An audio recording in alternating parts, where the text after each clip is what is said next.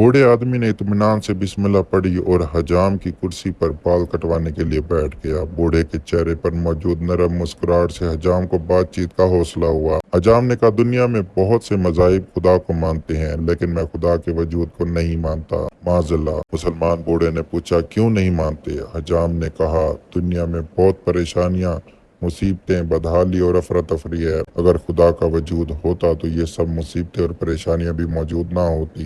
बूढ़े ने मुस्कुराते हुए कहा, मैं भी इस दुनिया में हजाम के वजूद को नहीं मानता। हजाम ने परेशान होकर पूछा, क्या मतलब? मैं आपकी बात नहीं समझा।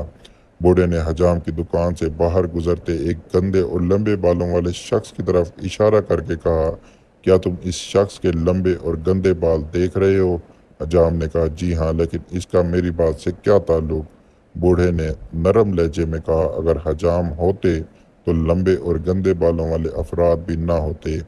हजाम ने कहा, हम मौजूद हैं, लेकिन ऐसे लोग हमारे पास नहीं आते। बूढ़े ने मुस्कुराते हुए कहा, बिल्कुल, खुदा भी मौजूद है, लेकिन लोग हिदायत के लिए खुदा की तरफ रजू नहीं करते। इसलिए अगर हम अपने चारों तरफ नज़र दौड़ाएं तो हर शय में हमें खुदा की वहदानियत और उसका वजूद नज़र आता है।